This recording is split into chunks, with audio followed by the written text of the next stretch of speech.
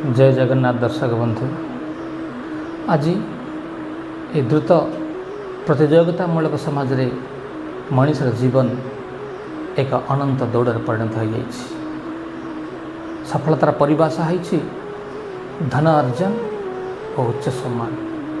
मनीष उच्च पदवी रही पारे, धन रोजगार करें, समाज नाम कमाई पारे। जदि मनर अशांति, संपर्क असंतुष्ट, जीवन रे भारसाम्य हराई थाए, तेबे एक ही सफलता। सफलता माने शांति, संतोष और संपर्क मूल्य।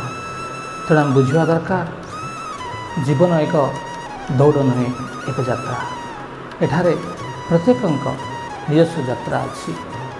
आम जदि अन्यर पथ को अनुसरण कर व्यस्त रहिबा, तेबे आम निजस्व पथ को हराइबा।